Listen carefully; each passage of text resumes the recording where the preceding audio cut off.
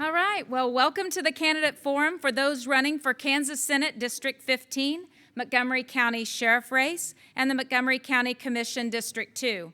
I'm Lisa Wilson, the president of the Independence Chamber of Commerce, and I would like to thank the Women for Kansas and the Southeast Kansas Association of Realtors for co-sponsoring with the Chamber tonight's event. Rusty Arnold, Superintendent of Schools for USD 446, and the Chamber of Commerce Board member serving as Vice Chair of Public Affairs, will serve as our moderator this evening. At this time, would you please welcome Rusty Arnold to the podium and join me in reciting the Pledge of Allegiance.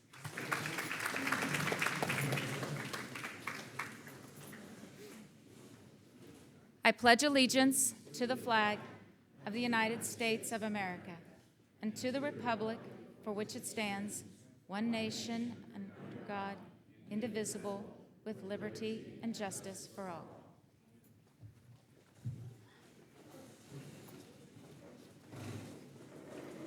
Thank you all for coming this evening. It's nice to see so many people interested in our upcoming elections.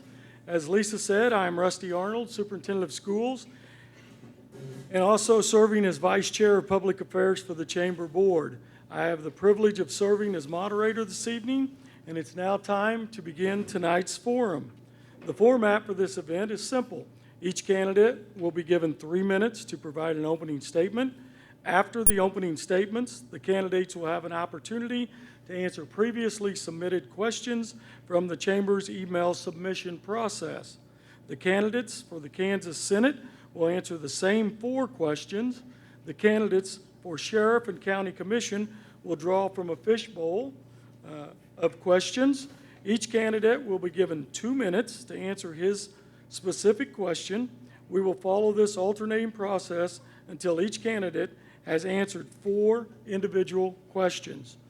Then, going in reverse order, each candidate will be given 3 minutes to give a closing statement, which will conclude the forum for each race. I would also like to point out that our candidates are not allowed to bring notes with them for the opening statement, but they are permitted to take notes during the forum and use those throughout after that. Tonight's forum is also being live streamed on the city's Facebook page and videotaped, making it available to watch on the Cable Access Channel 12 and the city's YouTube channel. At this time, we are ready to begin with the opening statements for candidates running for the Kansas Senate District 15. Please welcome Dan Goddard.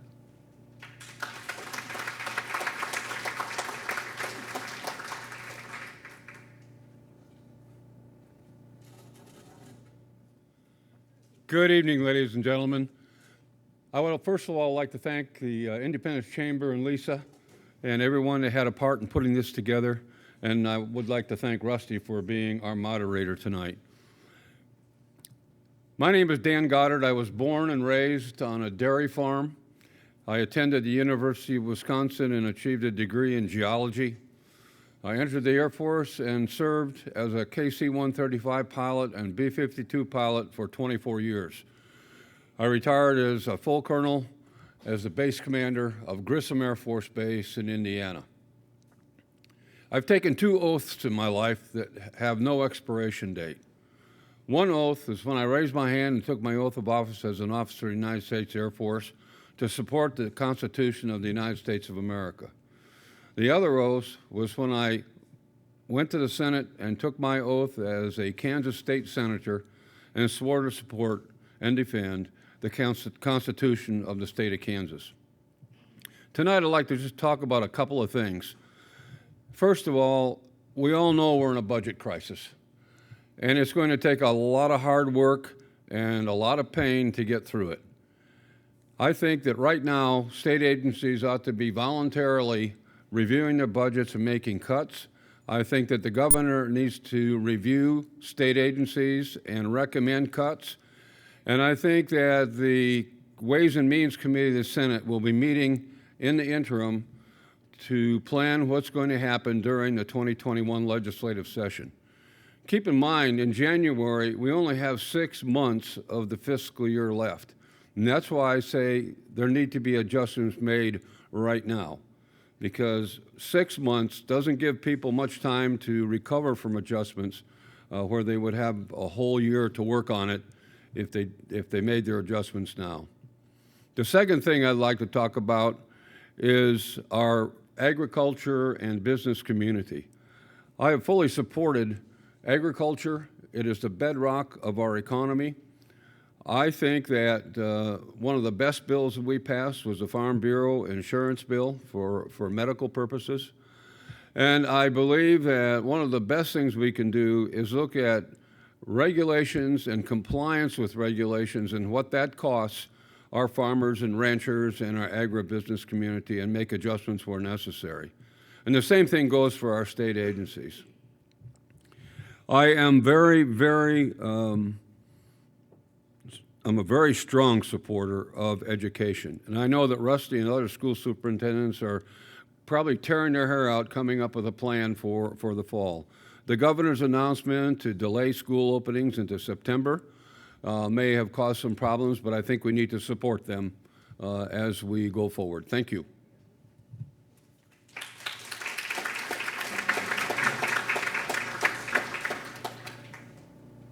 Thank you, Mr. Goddard. And now, please welcome Virgil Peck.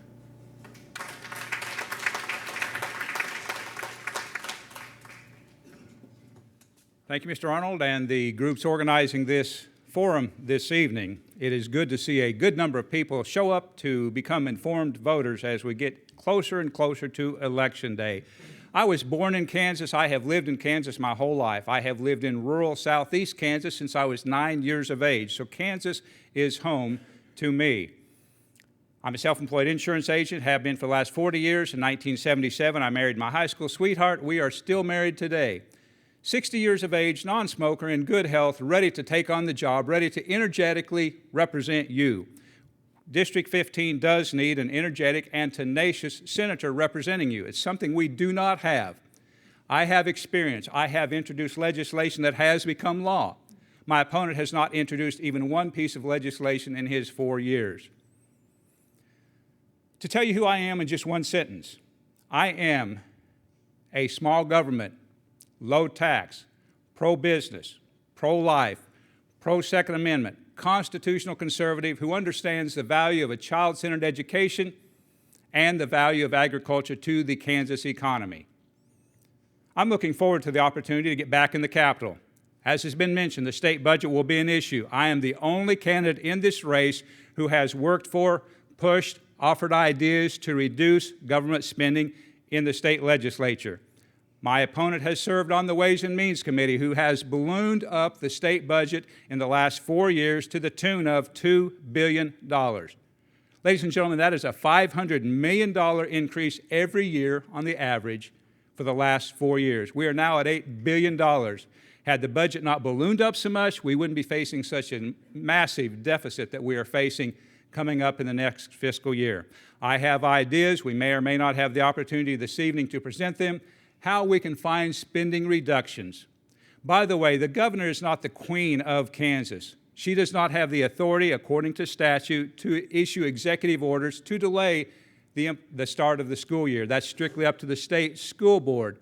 Whatever they decide, I would support. But I'm not going to support a Democrat governor who is trying to control by fiat and trying to tell Kansans how we should run our lives.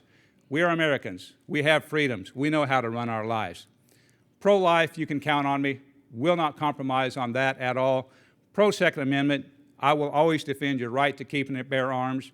I will not do as my opponent and vote to restrict where you can legally carry a legally owned weapon.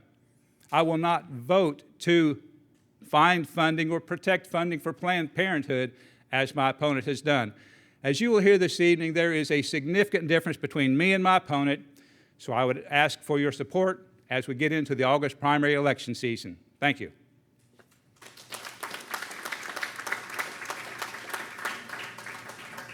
Thank you, Mr. Peck, and would you please stay at the podium? We're going to begin our candidate questions, and you will have the first question. As I mentioned before, the candidates for the Kansas Senate will be answering the same 4 questions. Each candidate will be given 2 minutes to answer each question. We will follow this alternating process until each candidate has answered the 4 questions.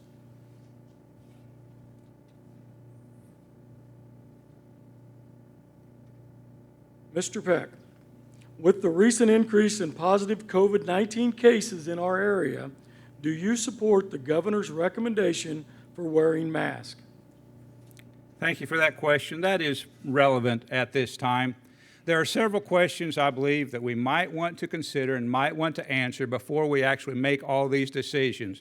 Number one, there have been several positive tests that on a retest, it was negative. So how many cases do we actually have that were tested positive, but yet the person actually does not have COVID?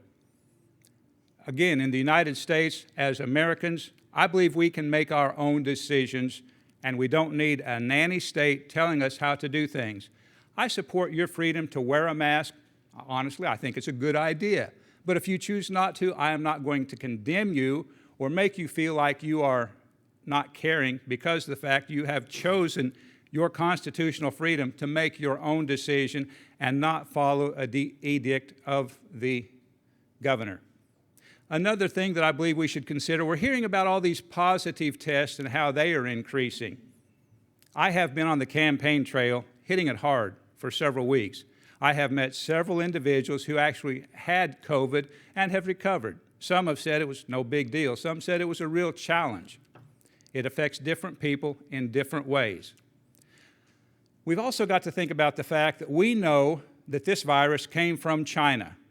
Ladies and gentlemen, do we actually think that China is not paying attention to what is going on in the United States and how we are reacting and how they are devastating the economy of our country simply by releasing a virus? No, I don't support having that virus out there. I wish we didn't have it. But by our conduct, I think we're showing our hand to the Chinese who want to destroy our country. So again, I'm going to leave that choice up to you. I believe in freedom. I believe in our Constitution. And I'll leave it at that. Thank you.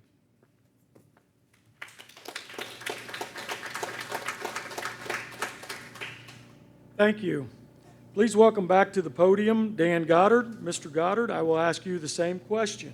With the recent increase in positive COVID-19 cases in our area, do you support the governor's recommendation for wearing masks? Thank you, Rusty. I'd like to follow up on Mr. Peck's response about the Chinese. I was in Walmart the other day to get some hand sanitizer made in China. And I think we need to make sure that we buy our hand sanitizer that's made in the United States of America. You know, I think that what we've seen is that there's a whole lot of data out there about the COVID situation. The governor has made or has allowed the data to make her decisions instead of analyzing the data and then making decisions. I watched with great interest when the majority of counties in the state of Kansas opted out of the mask order. And I think that there really needs to be local input with our local health officials and our county commissioners and our city officials to determine how we are going to approach the wearing of masks. I support wearing the mask, especially in situations where we can't maintain social distance. For example, when you're shopping and you're in shopping lines or trying to pick something off the shelf and there's somebody else real close to you, I wear a mask. But I think that people should have that choice. You know, if you look around the table here, we are all socially distanced, okay? And I don't see any need for us to wear a mask up here. The other thing that I really think is important is that we understand that we really need to maintain some sense of common sense. We need to take care of ourselves, we need to take care of our families, and we need to take care of our friends and neighbors. If someone really wants you to wear a mask when you are talking with them, etc., by all means wear it. Don't infringe on their right to try to keep the COVID under control. Thank you.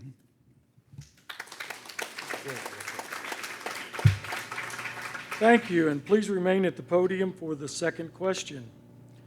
Mr. Goddard, due to the revenue shortfalls created by the COVID pandemic, the state of Kansas faces many difficult financial decisions over the next 2 years.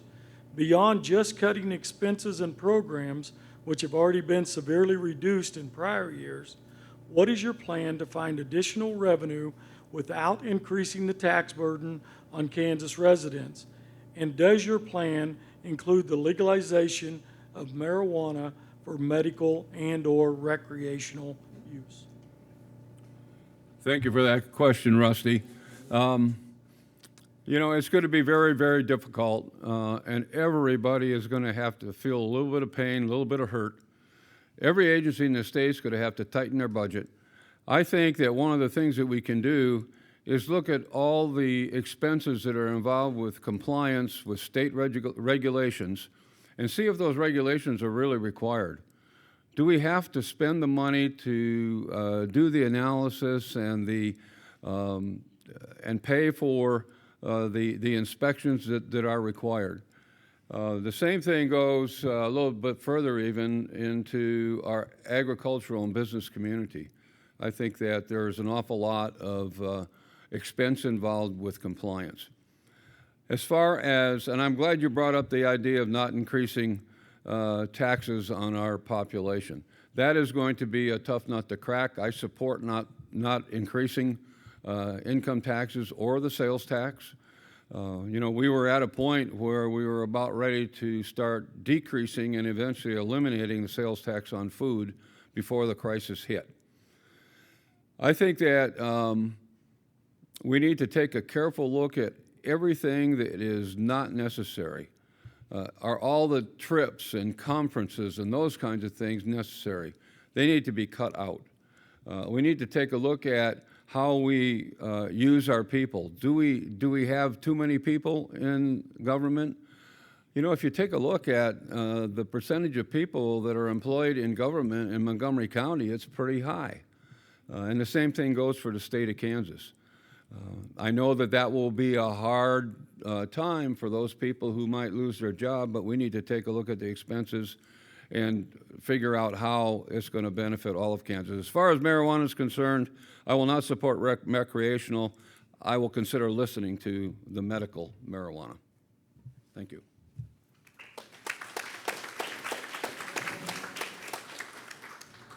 Thank you.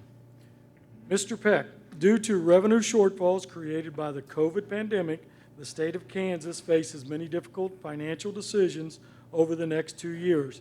Beyond just cutting expenses and programs, which have already been severely reduced in prior years, what is your plan to find additional revenue without increasing the tax burden on Kansas residents?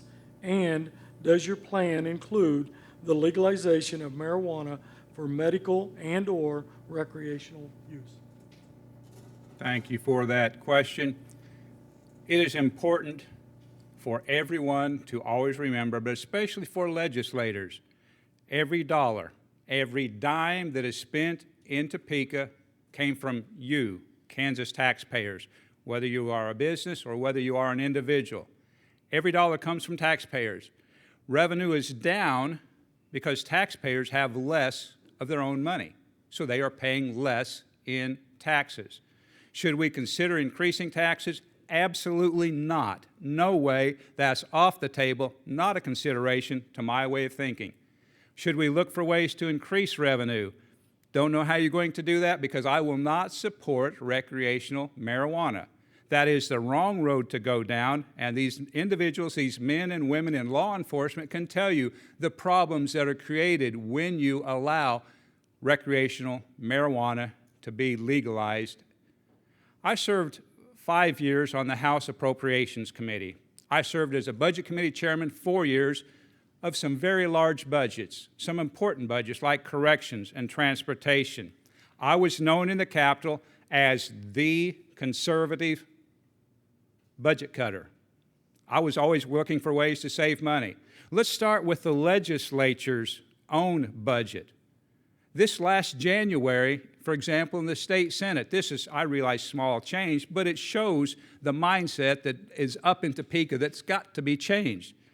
They increased their postage allotment from $3,100 per year to $4,000 a year. A $900 increase, almost a 25% increase in the amount of money. We can also stop allowing legislators to do so much travel on taxpayer dollars, just to give you a couple ideas. Running out of time, but I'm glad to visit with anyone and answer questions specifically.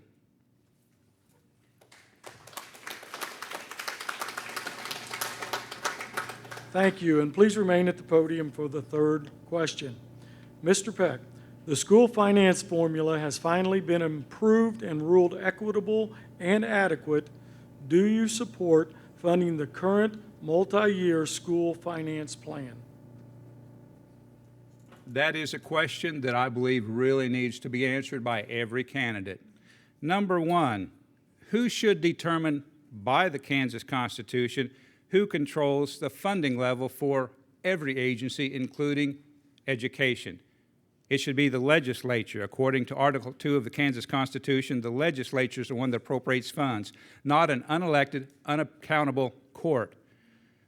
This court is also the same court that ruled that the Carr brothers, who committed hideous crimes in Wichita, torturing and murdering people, they vacated their conviction. Thankfully, the U.S. Supreme Court overruled the state Supreme Court. This is the same Supreme Court that said illegal aliens, people in our country illegally, who have stolen an American's ID, cannot be prosecuted. Thankfully, our Attorney General, Derek Schmidt, you all know who he is, he went to fight for Kansas. And again, the Supreme Court at the federal level overturned the Kansas Supreme Court. There are some other decisions that the Kansas Supreme Court has handed down that were not friendly toward Kansans. Now, as it relates to education funding, if you are employed by a school district, I feel bad for you if you take any kind of a reduction. But if you are employed in private business and your employer does not have the money to pay you, they can either lay you off or reduce your salary. We're going to have to treat government entities more on the same level as we do with private industry. Legislators in Topeka need to quit watching out for what's good for government and start focusing on what's good for taxpayers, because that's where the money comes from. Education's vital. We need to properly fund education, but I don't have a direct answer as to what we can do with the current formula.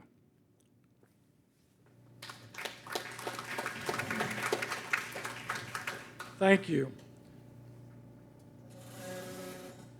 Mr. Goddard, the school finance formula has finally been improved and ruled equitable and adequate.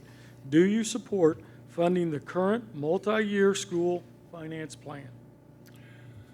Thank you. I agree with my opponent. We do not need a Supreme Court that is going to appropriate. That is the purview of the legislature. Well, that being said, I've been to every school district in this Senate district multiple times. And I am so proud of what I've seen in terms of our teachers, our administration, but what I am most proud of is the students that are in the schools and learning. And I think we need to really keep that at the forefront of our focus on education, because those students are our future. I think that the current funding formula could be adjusted, but again, I'm not exactly sure exactly what to do. I support the way that we're funding our schools. I don't think that there should be an increase in today's environment, but I would not cut school funding. The only time I would cut school funding is if there was a situation where, for example, this last spring when we didn't have school, were there savings involved? Or with this decision by the governor to delay school start into September, are there savings that could be recouped by the state and used in the general budget? I am so proud of, in particular in Montgomery County, the Early Learning Center down in Coffeyville. I've toured that place a couple of times, and those kids are just fantastic. I've visited with the principal of the middle school in Coffeyville, and he can see a line where those kids that attended that early learning are better able to learn in their classes. Thank you.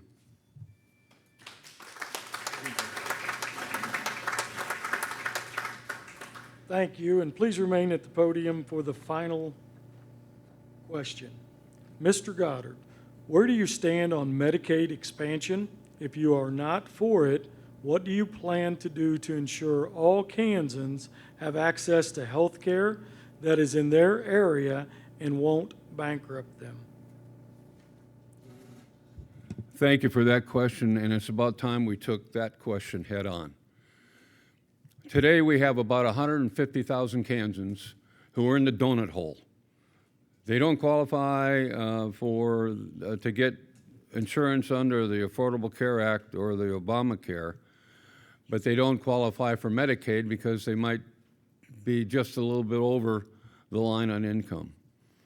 I think that it is time that for 150,000 of our residents of the state of Kansas to be treated better than the inmates in our correctional facilities that have better access to health care than those 150,000 people. You know, there's been a lot of talk about the cost of Medicaid expansion. Kansas State University has estimated that there will be 13,000 jobs created because of Medicaid expansion. There was a report out that this was a $1 billion program that would cost the state $1 billion. The fiscal note on the Senate bill and the House bill that was introduced last session was $37 million. It's going to be difficult to get it through because of the cost that is involved, even though it's much smaller than what a lot of people think. But I think that Medicaid expansion needs to have a couple of requirements. There needs to be a requirement for work or for training if a person is not qualified for a job. There needs to be a drug testing program for those who qualify for Medicaid. And there needs to be some kind of a buy-in through a small insurance premium for those people who are going to be on Medicaid. Thank you very much.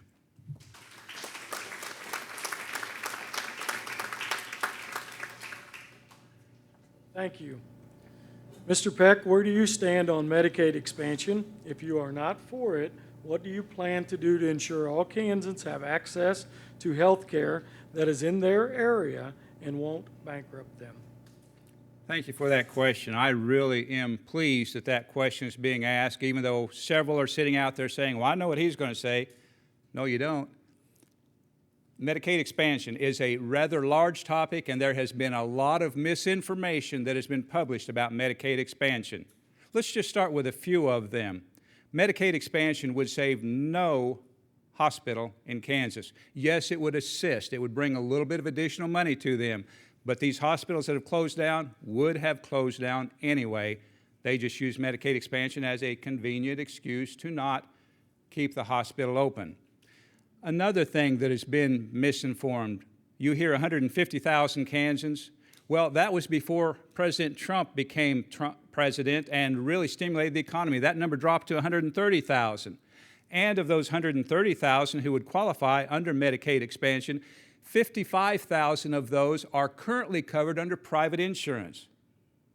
The question must be asked, why would we take 55,000 persons off of private insurance and put them on the government dole where you, the taxpayers, have to pay for them? Medicaid does not have a dedicated fund. If we pass Medicaid expansion, it would require that we take funds from some other location. Education, law enforcement, roads, where do you want it taken from? Now, would I enter into the discussion? Absolutely. I'll be glad to discuss any topic with any legislator at any time. Now, this is one area I'm surprised that my opponent and I agree on because he's supported Medicaid expansion without these programs. If we're going to talk about it, it's got to have in it a work requirement, job training. You've got to pay some type of a deductible. Testing for drugs. We don't want people on there. Last thing I'll mention, Medicaid expansion is for people who are aged 19 to 64 who are working class, able-bodied adults. Well, I guess do I close first? Thank you, and please remain at the podium. Now, going in reverse order, each candidate will be given 3 minutes to give a closing statement. Mr. Peck, you may go first. Thank you. Again, I appreciate the Chamber, the Women for Kansas, the Southeast Kansas Realtors, and anyone else who was involved in putting this on. I know it takes a lot of effort, and I really appreciate having a time clock here right in front of us, because when you have those raising of the flags or raising of different color cards, it's hard to stay on a time schedule. So thank you for running a great forum this evening, and thank you for being here this evening. Just to reiterate some things that I believe are important for voters to understand. Virgil Peck is the only truly pro-life candidate in this race.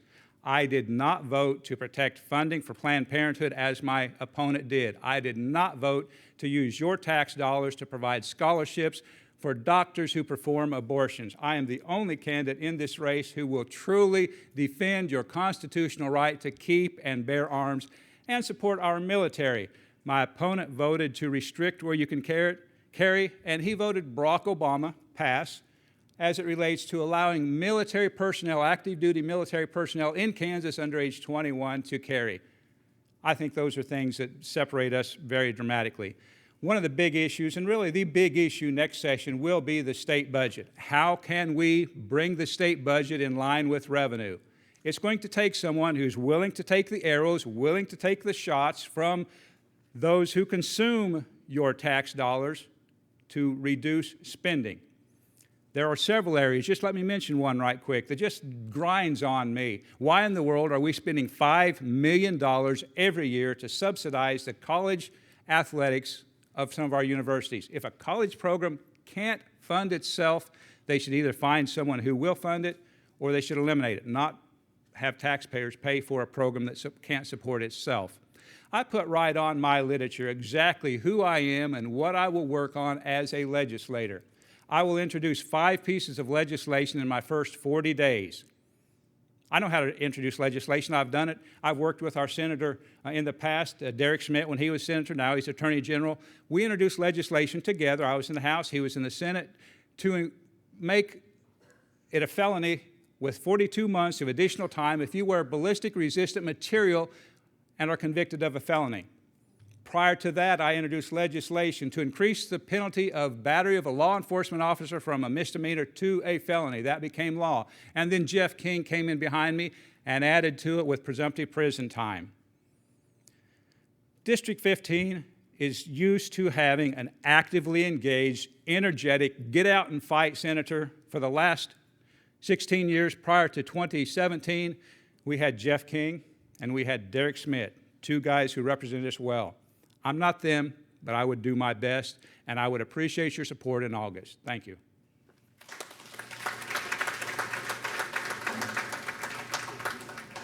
Thank you, Mr. Peck.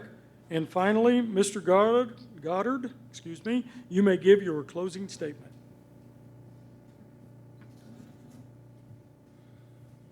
Thank you, Rusty. And again, thank all of you for being out here today, and I thank all those people watching on Facebook or any other type of media. And thank you, folks from the Chamber, for putting this on, and Rusty for being our moderator. I'm a Badger by birth, but I am a Kansan by choice. I moved to Kansas in 2006, and I am not going to leave Southeast Kansas. I've fallen in love with this place. I think that we've talked about some very important issues tonight. The budget, the right to life, our education system, and all of those things we talked about are going to be key issues in the upcoming legislative session, especially that budget. I believe in the Second Amendment. In fact, I received a letter from Wayne LaPierre, who is the executive vice president or president of the NRA, and he said in that letter to me, When NRA needed leadership, you never hesitated to step forward with your voice, your vote, and your contributions of hard-earned dollars. I am endorsed by the National Rifle Association, and that vote my opponent talked about was a vote to keep mentally handicapped people from carrying guns into emergency rooms. I don't think we need that kind of carry allowed in the state of Kansas. I believe in the right to life. I believe that life starts at conception, and I will be totally supportive of maintaining the right to life and supportive of the value of them both constitutional amendment. I am endorsed by Kansans for Life. I think that education system needs to stay extremely strong, and I appreciate the endorsement of the Kansas National Education Association. Agriculture is extremely critical. I'm endorsed by the Farm Bureau, the Kansas Livestock Association, and the Kansas Agricultural Business Council. And I would like to wrap this up by saying that, and repeating what I said before, everybody's going to have to hurt a little bit and is going to have to tighten the belt. I made a personal decision a couple of weeks ago that I will forego my $88 a day Senate pay for the 2021 legislative session. And that's money that's never going to come out of the general fund. It is going to stay there. That's a very, very small contribution in terms of the need, but I thought it was the right thing to do. And I thank you for being here tonight.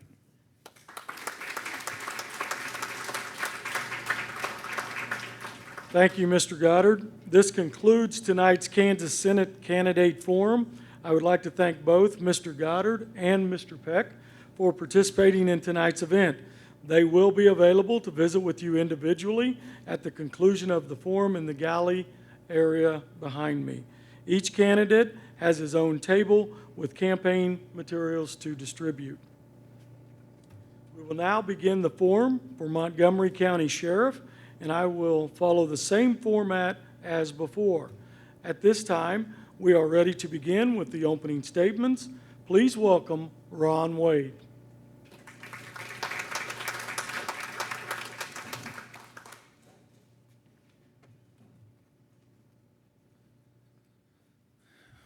Mrs. Wilson, thank you for letting us be here tonight. I appreciate that very much.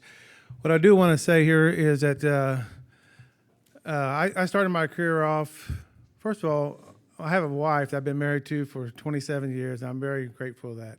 And she's a rock in my family. We have three daughters, and we also have a grandchild that's 8 months old.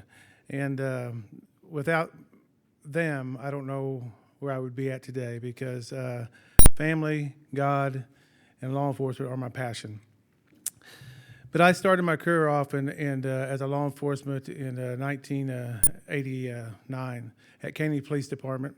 I was hired there as a patrolman EMT, and then from there, in 1995, I had the privilege to go work for the late Sheriff Jack Daniels, and I worked there and worked my way up from deputy to sergeant detective.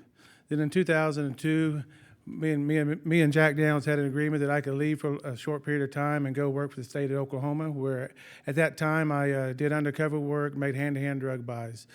At the end of that 8 to 9 months, I came back and again I was rehired by Mr. Daniels as a sergeant detective.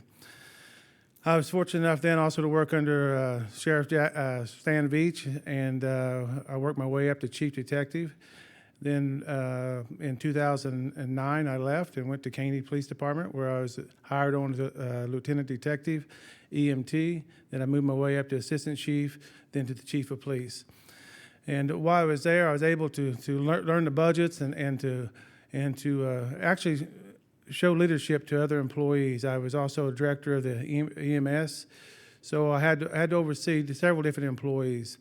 And my whole goal then was to instill integrity and honor into those employees. And that is my goal still as sheriff today, is to do the same for the Montgomery County. Then in 2000, in January 2000, I had the honor and the privilege to be elected by the Republican committee men and women as to be your sheriff, and I've taken that honor with great humility and honor. And as your sheriff, I will continue to do so. My goal and with my power as your sheriff will be to make Montgomery County a safer place for you and your family, and a place for you and your family to call home. Thank you.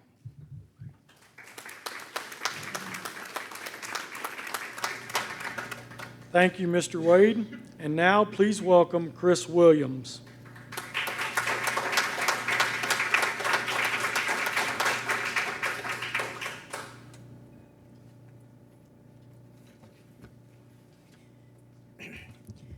Good evening, ladies and gentlemen. I'm Chris Williams, and I'm not interested in being the sheriff. I'm interested in being your sheriff. I'm a 25-year veteran of the Montgomery County Sheriff's Office. I started in 1995 as a patrol deputy. Since that time, I've worked my way up through the ranks of the Sheriff's Office to my current position as Lieutenant Detective. Why that's important is that makes me responsible for all the investigations that are conducted by the Montgomery County Sheriff's Office.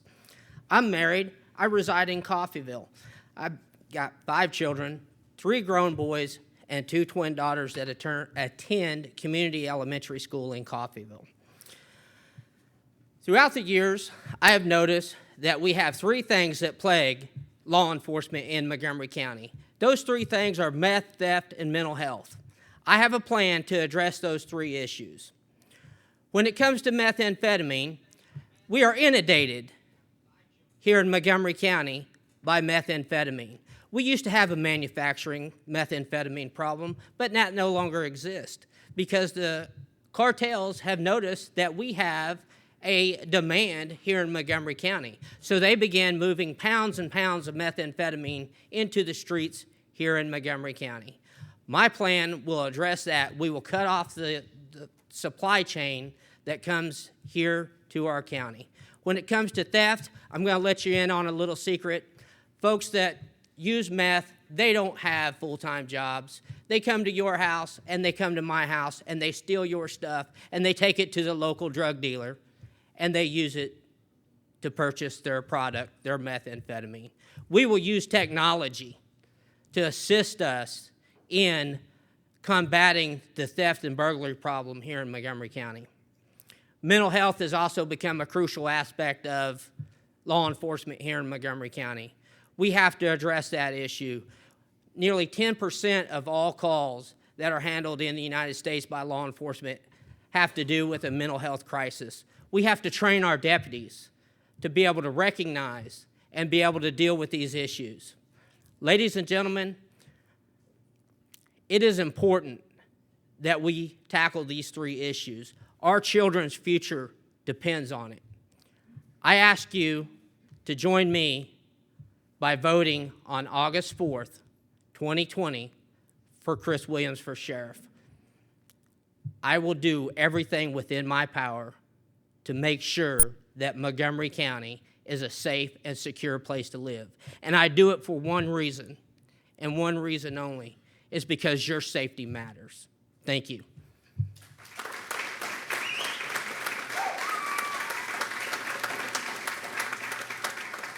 Thank you, Mr. Williams, and please remain at the podium to answer our first candidate question. It's now time to draw from our fishbowl of questions. Each candidate will be given 2 minutes to answer his question. We will follow this alternating process until each candidate has answered 4 individual questions. The first question for Mr. Williams: considering what you believe to be the most pressing issues in the county or at your sheriff's office, what are your top 3 goals as sheriff, and how would you implement your number 1 goal? We're going to go over this again because the 3 things that I just mentioned, meth, theft, and mental health, the question is, it's easy to identify them, but what are we going to do about it? That's the question. Let's tackle methamphetamine first. We have to have a full-time, dedicated narcotics detective that sole purpose in life is to work these drug cases. They need to work with the federal the state, and the other local law enforcement agencies to have a relationship to where they can all row in the same direction to tackle these problems. The second thing is theft. You're not going to be able to address the theft and burglary problem in Montgomery County by yourself. There's no way that one man or one department can do that. So we have to use technology to pump that information that we have to the citizens of Montgomery County. That way they can be aware of what's going on in their neighborhood, because every person in their neighborhood is a set of eyes and a set of ears that can report back to law enforcement to bring that crime rate down in their neighborhood. The third thing, mental health. Like I said earlier, nearly 10% of all calls in law enforcement throughout the United States is a mental health crisis. We have to train our deputies to be able to recognize those things. We have excellent partners here in Montgomery County out at Fort County Mental Health. We need to work with those folks, and we need to bring them on board and give us training to know what we need to look for and what we need to do when we run across a situation that we're running into someone in a mental health crisis. Those things are important. That way they don't lead to escalating the situation to where we have to take deadly force to resolve that situation. Thank you.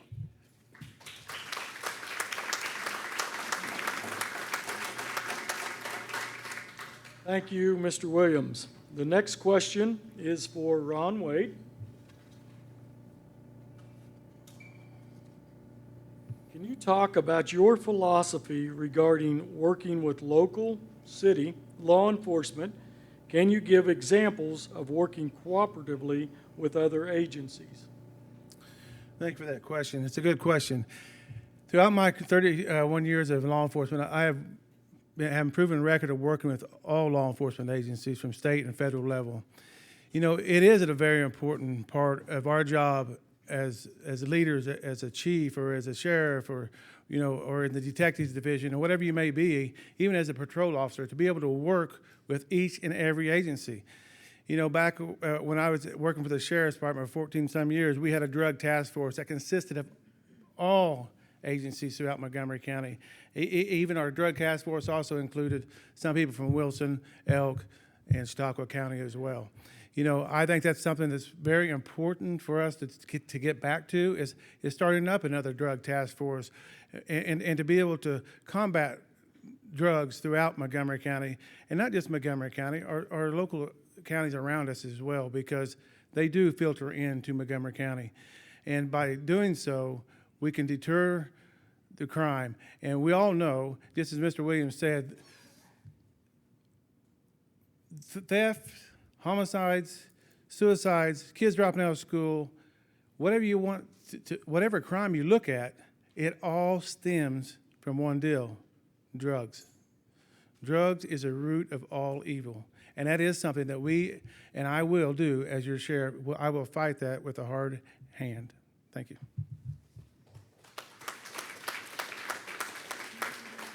Thank you, Mr. Williams. The next question is for Ron Wade. No, that should have been thank you, Mr. Wade. I'll get it right. That's all right. We get along, so it's okay. Mr. Williams, this is your second question. Mr. Wade. Okay, Mr. Wade. I told you I'd get it right in a minute. It's just taking longer than a minute. Are you planning to advocate any education and training for your officers to learn to defuse situations without deadly force and work with POC in this county? That's another good question, because, you know, with our society today, with the uncertainty we have and the chaos, you know, we have to be willing to communicate and try to figure out ways to not use deadly force. You know, but I'm here to tell you, people, I've been in this for 31 years, and I've been involved in a shooting situation. There are times that deadly force is a necessary issue. Did I enjoy that? Not one bit. To this day, it still affects me every day.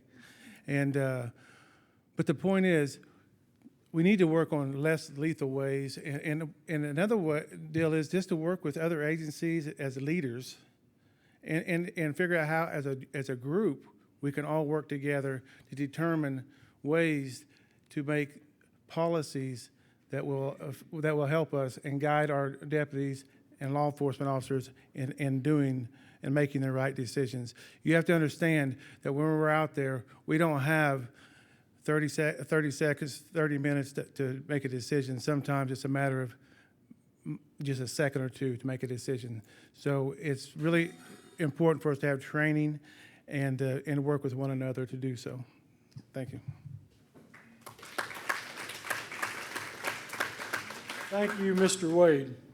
Mr. Williams, this will be your second question. What areas of focus do you feel are the highest risk considerations for the county, and what are your plans to mitigate this risk? The highest risk for us here in Montgomery County as law enforcement officers, it's every day. Look at the news. Things have gotten completely out of control. The thing is that as law enforcement officers, we used to kind of worry, not kind of worry, we were concerned stopping a car. Now we're concerned sitting in a restaurant eating with our children. Every single day, law enforcement officers put on the uniform and they walk out and they expose themselves to high-risk situations. There's not one thing that you can point to, say this is a high-risk situation for Montgomery County. Every single day when you walk out of the house, it's a high-risk situation. It's concerning as what's going on in our communities and within our society. We have to train ourselves and we have to focus on what needs to be done to mitigate these high-risk situations. It's difficult to pinpoint one particular thing because as law enforcement officers, like I said, every single time we walk out of the house, it's a high-risk situation. Now for the county, the high-risk situation for the citizens is what we have been discussing tonight. We have a huge drug problem, and we have to do something about it. If we keep doing the same thing over and over and over, we're going to get the same results over and over and over. We've got to do something different. Thank you.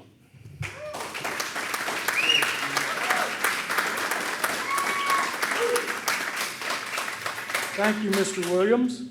Mr. Williams, this is your third question for the start of round 3.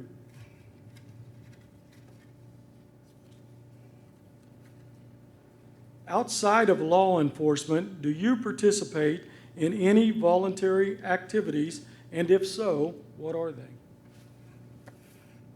Good question. I think that's important. I had the opportunity several years ago to run for city commission in Coffeyville. I spent 7 years on the Coffeyville City Commission, elected twice as mayor. During that time, I participated in several park cleanups. I participated in downtown cleanups, and I participated, I don't know if you guys remember, several years ago, the explosion that happened in Neodesha, the chemical plant that leached into the Verdigris River and ran down the Verdigris River to Independence and Coffeyville. During that time, I was the mayor, and we had the tough decision on whether or not we shut down our water supply. And we made that decision that that's what we're going to do. We spent hours and days out there handing out water to the citizens of the southern part of Montgomery County. I volunteered the entire time for those 4 days to hand out water. I believe volunteering is a wonderful thing and it's meaningful. I also currently I volunteer, I guess it's an appointed position, on the Planning and Zoning Commission in my community there in Coffeyville. I try to instill what it means to be a good community member into my children. And I don't do that by telling them. I do it by leading as being an example, because that's important that we're examples to our children. I appreciate you guys' time. Thank you.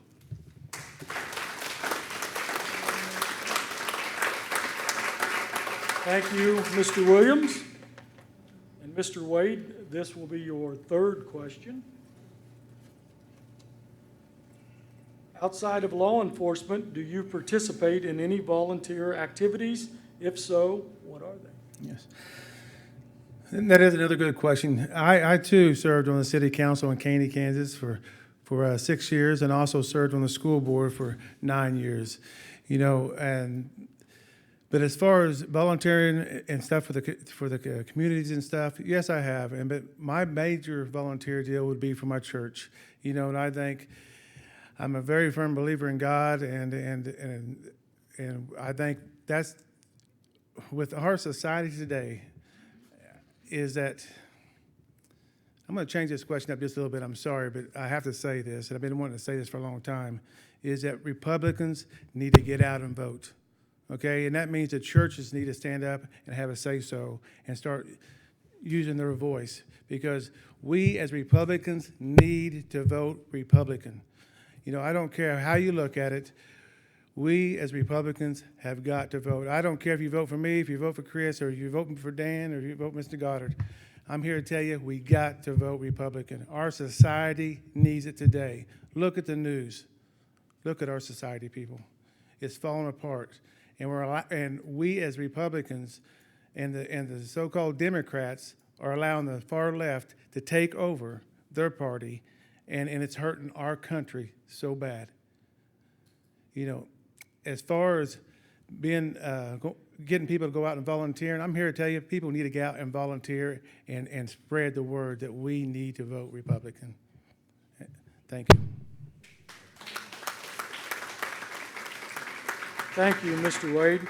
And we want to ask you your final question while you're up here. I'm sorry I let you go. So if you just remain up here another moment, this will be your final question for the evening. Considering what you believe to be the most pressing issues in the office or county, what are your top 3 goals as sheriff, and how will you implement your number 1 goal? The top 3 goals, and you'd almost have to echo with what Mr. Williams says. Drugs is our top priority. There's no doubt there, because we've already told you that drugs are the root of all evil. Drugs lead to every crime that we deal with every day. And so I would say drugs is probably my top priority, and the next thing would be leadership. I've had the opportunity to have over 11 years of supervisor experience and be able to be a leader and lead other officers through other agencies. And so leadership is going to be another priority.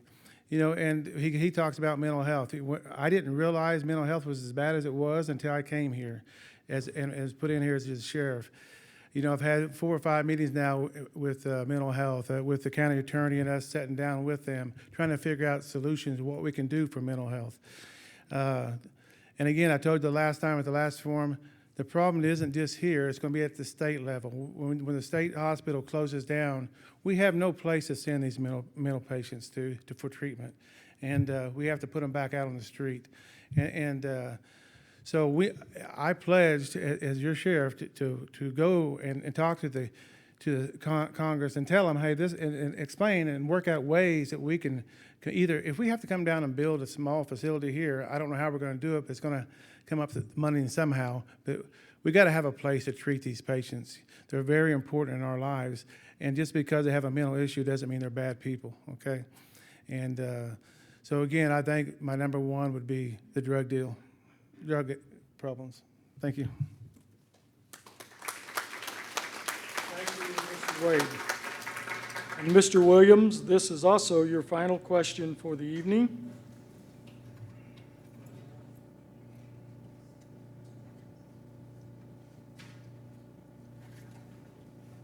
Your final question.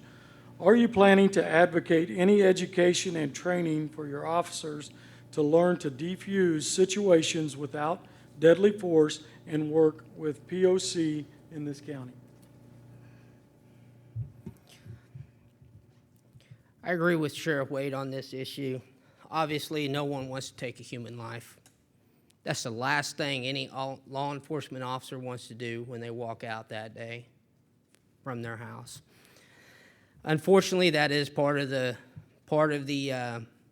burden that we bear when we agree to become law enforcement officers. Now, are there certain things that we can do to try to back that down? Absolutely. What do we need to do? Just like I mentioned earlier, we need to go and we need to seek assistance. We can't do it by ourselves. We have to seek assistance from people who know how to handle these situations, people that know how to handle people with mental health crisis issues. We also have to bring up our less than lethal stockpile. We have to put a less than lethal item in every single patrol car. Because the thing is if you don't have those tools to address those situations, then your only alternative sometimes is to take a human life. But if we can put those tools in the patrol cars and we can train those officers on how to use those tools, then that gives us another option. Right now, we don't have that option in every patrol car. You will have that option if I'm your sheriff. Appreciate it. Thank you.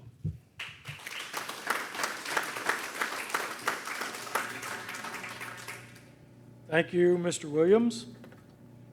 Now, going in reverse order, each candidate will be given 3 minutes to give his closing statement. Mr. Williams, you may go first. Thank you. I'm really humbled by everybody showing up tonight and the folks at home watching on the internet and TV. I'd like to say that I'm not running on a political platform. I'm running on a law enforcement plan. The thing is, my plan is to address these issues that we have here in Montgomery County. I've laid some of it out tonight. I didn't get down in the weeds and get into all the nuts and bolts. But the thing is that you have to have a plan, okay? I have a plan. We will address these issues. I'd like to say that this has been a unique experience running for sheriff. After 25 years in law enforcement and 7 years on the Coffeyville City Commission, I made the decision to run for sheriff. And people ask me, why would you do that? Well, the thing is the reason I did it is because I feel like we have issues that we have to address. I worked under multiple sheriffs. And the thing is that when you start marching to another person's drum, when that drum beat gets too low and that drum beat gets too soft, sometimes you got to stand up and you got to be the drummer. That's what I'm here for tonight, is I'm going to be the drummer, and we're going to work this stuff, and we're going to work it like you've never seen it work before here in Montgomery County. The thing is, everyone is entitled to be safe and secure in their homes. Everyone is entitled to be able to walk down the street and not feel in fear of being accosted or something happening to them. Ladies and gentlemen, I bear that burden. That is the burden that I'm willing to accept to make Montgomery County a safe and secure place for you, your family, my family included, to get these things done. I said it before, and I'll say it again. The reason I do this, and this isn't a catchy tagline or some faceless propaganda, it means something to me. And what that is your safety matters. Thank you.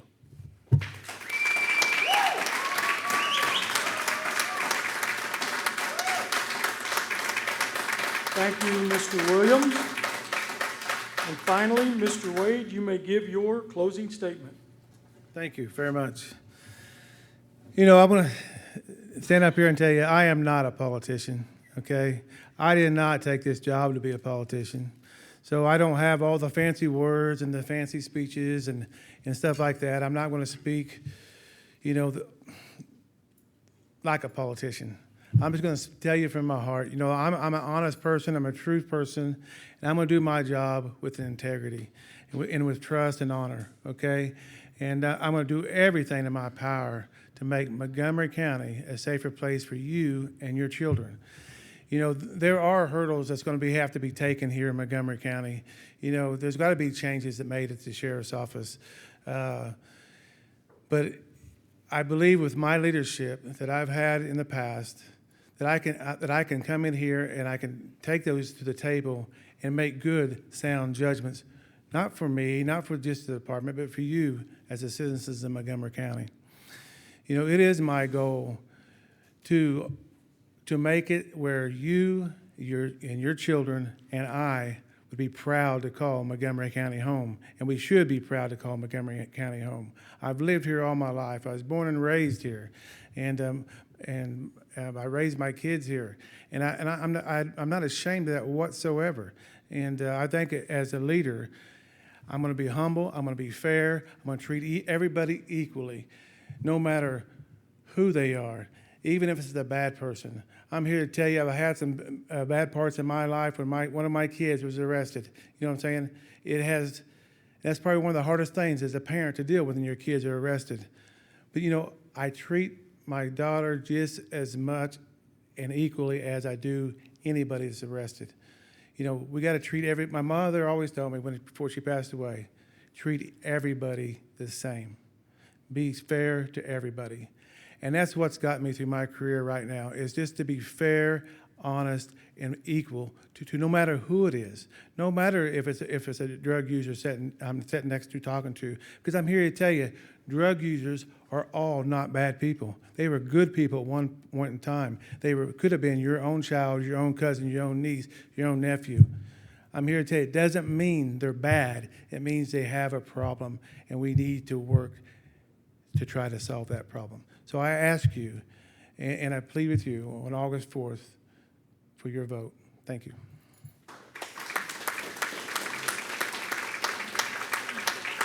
Thank you, Mr. Wade. This concludes tonight's Montgomery County Sheriff Candidate Forum. I would like to thank Mr. Ron Wade and Mr. Chris Williams for participating in tonight's event.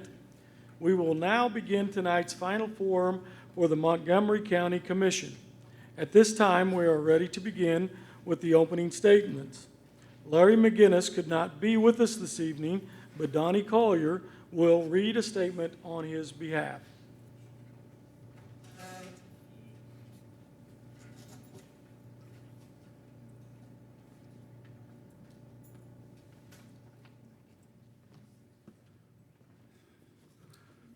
This is Larry's statement. I'm going to read it as he wrote it.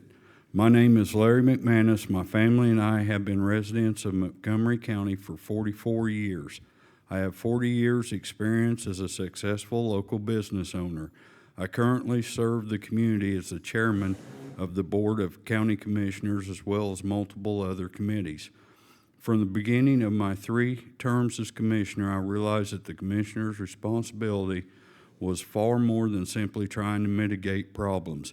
It's maintaining strong relationships built on trust, communication, and mutual respect with cities as well as the taxpayers.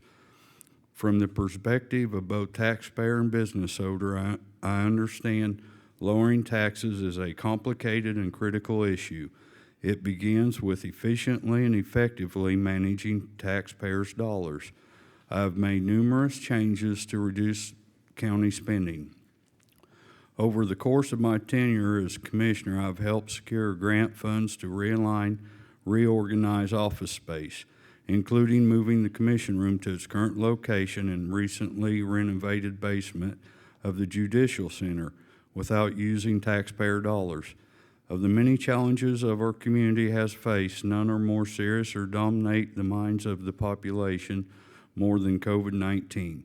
As chairman, with the support of the other commissioners, we had the foresight to build the Office of Emergency Management and Health Department to grow into a formidable entities well in advance to this pandemic. And those two departments were able to obtain through state and federal funds nearly 100,000 pieces of PPE, testing kits, lab supplies, and COVID-specific medications for all healthcare systems in the county, as well as over 35 other agencies and facilities, allowing citizens, responders, and healthcare workers to better protect during this crisis. My experience includes civic leadership, service to the county citizens through 3 emergency service disciplines: law enforcement, emergency medical services, and firefighting. As a result of my service, including trimming the county's budget, accessing the maximum amount of grant funding, and simply accomplishing more with what we already had as a citizen, taxpayer, and businessman, I know that it is crucial that we continue to actively develop ways to lower taxes, grow business, and draw more industry. Together with the other commissioners, we have made much progress, but there's more work to be done. As the current chairman of the Board of County Commission, I would work for each citizen, and with that responsibility in mind, I'm asking for another opportunity to serve. I'm asking for your vote. Thank you, and God bless Montgomery County.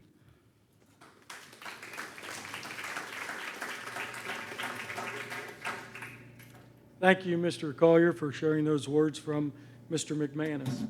And now, please welcome Nick McCollum for his opening statement. Hello, thank you guys for coming. Thank you, Lisa, for putting this together, and everybody else that helped. I'm Nick. I'm from Independence. I was born in Bartlesville, but raised in Independence. We moved around a lot as children, but my mom always brought us back to Independence. My grandparents were the Holloways, and they lived on a farm out by Sycamore, and that was always home to me. So finally we came back in, I think it was middle school, 8th grade, and I've been here since. Graduated high school here, graduated college here, went to Friends University program in Coffeyville, so I've always taken advantage of what Montgomery County's provided. I've been at D-Road for 15 years. Before that, I managed, even as young as 19, I ran Miller Brothers, which was the best full-service gas station at that point because I was there. But anyways, always did well there while I went to school. Moved on to management and Blockbuster while I was going to ICC. And at that point, I had ran for city commission when I was 23 and attending ICC. And that was my first run at politics because somebody said, hey, you should run for city commission.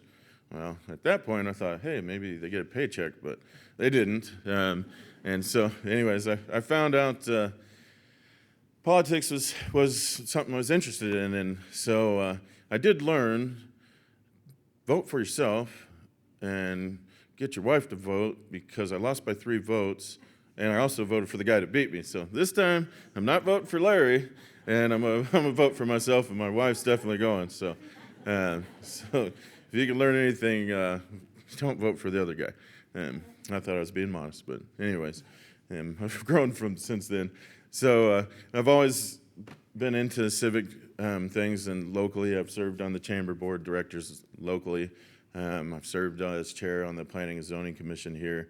Currently serve as chairman of the board at the Coffeyville Chamber of Commerce because Coffeyville is vital to our success as a county, as well as Caney. I'm also on their betterment group that I'd recently joined, but so I'm learning.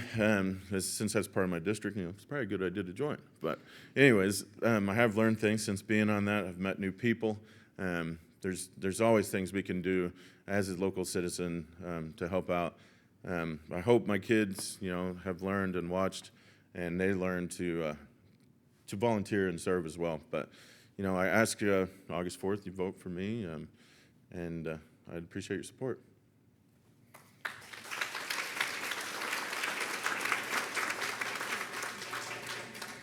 Thank you, Mr. McCollum. It is now time to draw from our fishbowl of questions. Mr. McCollum will be given 2 minutes to answer 4 individual questions. It's a long one. Here we go. Montgomery County is a center for health care serving not only Montgomery County residents, but also many others from surrounding southeast Kansas counties and northeast Oklahoma. These patients not only access medical services, which stream revenue to our health care providers, but they also provide revenue to the rest of our business community by shopping, dining, etc. within our community. What do you propose we do to help support our county medical centers and medical providers in order to strengthen them and maintain the access to excellent health care for our citizens now and in the future? Many other counties support their medical systems with economic development funding grants, etc. Should Montgomery County do the same? Could you repeat the question? No, just kidding. I'm going to defer that one to Larry, but no, he's not here. Anyways, I think with the healthcare service is dear to me because my wife's a nurse. But anyways, I think we should always support our local healthcare, and I'm definitely thankful, for Labette that's came in and gave us a place to go. Since I've announced for running, I've been asked questions by people that knew me, I didn't know, whether it be Facebook, and that was one of the questions was, the county seems to support Labette more, but I think the county, obviously, supports both, especially, Coffeyville is a city hospital, but, we may have supported Labette more recently, but they did come to our rescue, I think, and I think it's a wonderful thing and a service that we have. So if you have a reason to go to the hospital, then always use your local people first, just because that just gives us better health care. I think we have great services, and if we can avoid having to go out of town or out of the county for that, then let's do it. But as far as if I'm in the county commission and supporting and whether we can find a grants or have people that are good at finding grants that can do that, then so be it. Yes, I would totally want to support that. So, thank you.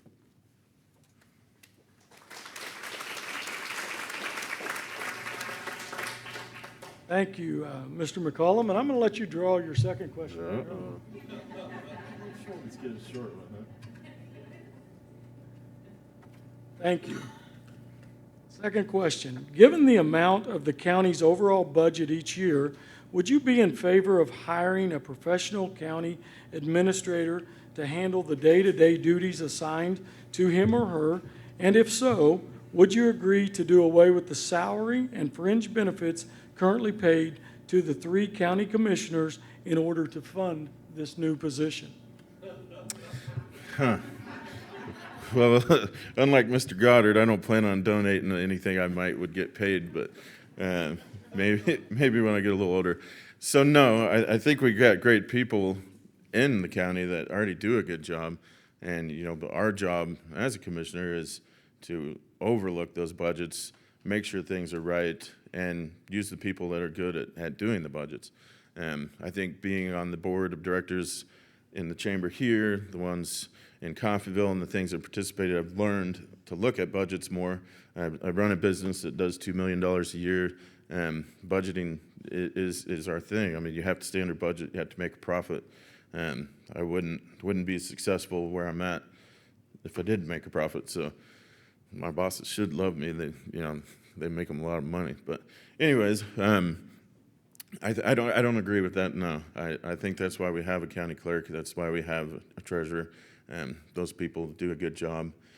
I think with our support and a good set of county commissioners, we don't need that. But hopefully I would be an asset, and I think I'll bring a good thing to the table if you do elect me, and we'll see what we can do.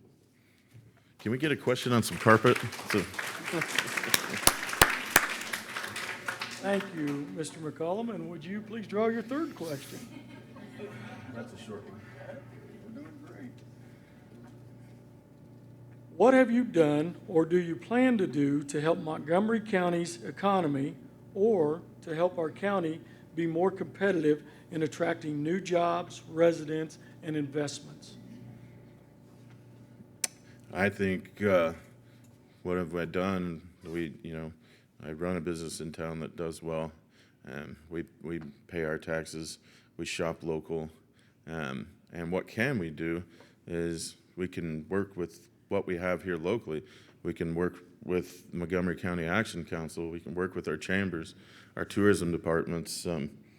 We can bring people here, whether it's their small business that has skilled workers, to Independence, to Coffeyville, to Cherryville, to Caney. I think those type of things is what we need to do, is recruit people to lower our tax burden. And if you want to lower taxes, we need people to move here. So you bring smaller business instead of the giants like Tyson, then we can be successful. Not to say I wouldn't be happy that Tyson came. That could be great for us too, but I think if we can focus on the smaller, bring people in, focus on people wanting to leave the larger cities that are worried about riots, we have everything. Whether it's the car you need, groceries. I wouldn't mind a couple more butcher shops because I do like to eat and I'm getting hungry. But I think that's our job as a commissioner. Also, I think is recruitment. And I think as a guy that's been in sales his whole life, I think that's what I'd be good at. So I think that's what I bring to the table. And I think if everyone just shops local and does those things, that we'll succeed. Thank you, One Mr. more? McCollum. And One if you more? draw your fourth and final question. We're going to take that short one. All right. This is your final question for the evening. How do you approach the job of allocating scarce resources, and what framework do you intend to use in setting priorities? Well, honestly, I think that is something that we can use people like Rick Whitson. He is our emergency healthcare or emergency management, and he's done wonderful. I think he's been there and is that expert in that area, and he's served our town well. He's probably taken some beating on Facebook and things because not everybody agrees with what he says, but those are the people that we need. I don't feel like if it wasn't for him, our commissioners haven't necessarily been out there on the forefront, and I think we need to be. I'm not necessarily always an expert in a certain category, but I don't mind deferring to somebody that is. I'm not afraid to admit, hey, I don't know the answer to that, but I will find it for you. So I think in that setting, use the good people we got. If you can't find it with him, then find it yourself. But I think that would suffice.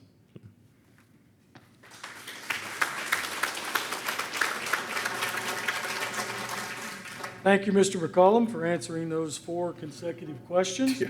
And wrapping up the forum tonight will be Nick McCollum. He'll be given 3 minutes to give his closing statement.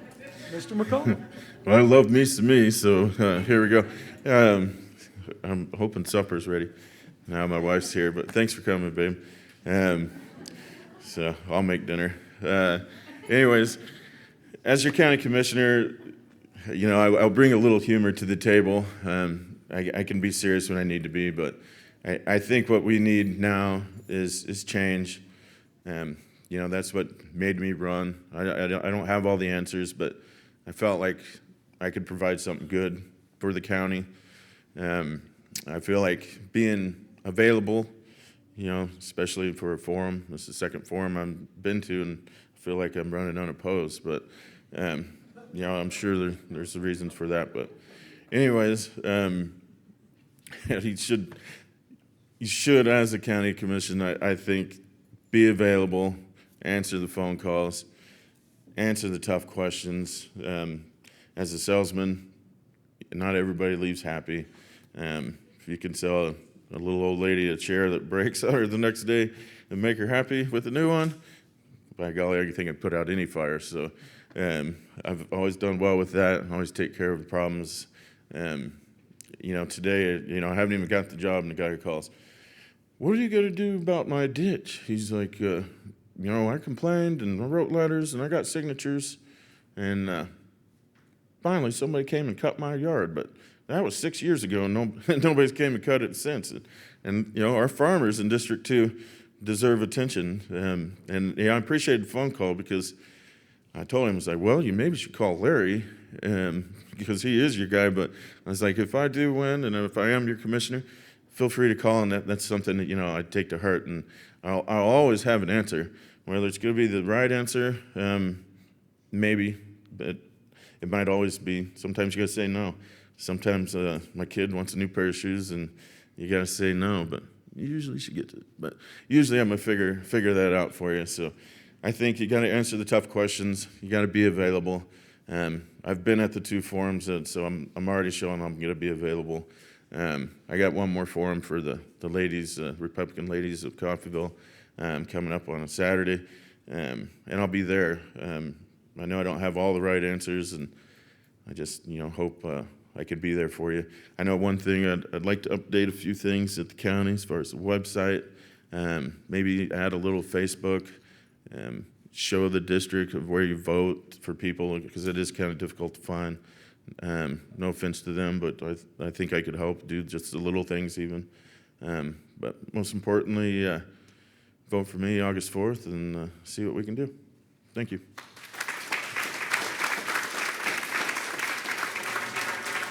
Thank you, Mr. McCollum. This concludes tonight's candidate forums for Kansas Senate, Montgomery County Sheriff, and Montgomery County Commission. I would like to thank the Chamber of Commerce, Women for Kansas, and Southeast Kansas Association of Realtors for sponsoring this evening's forum. Additionally, I would like to thank the City of Independence for allowing us to use the facility and for providing the live streaming and taping by McHugh Video Productions. Lastly, I would like to thank all the candidates who participated in tonight's event. The candidates will be around to visit and pass out brochures and other promotional items back in the gallery. And I want to remind each and every one of you that we really need to complete our 2020 census. If you know anyone that hasn't done that, please encourage them to do that. It's very vital to our community in all of Montgomery County. And so if you haven't done that, please do so. And if you could pass that word on to all your family and friends, it would certainly be appreciated by everyone up here tonight, I'm certain of that, and throughout our communities. And the final thing is, please remember to go vote. As Americans, we need to get out and vote. That is our civic responsibility and duty. So please, please, please take the time to go vote August 4th. Thank you for coming tonight.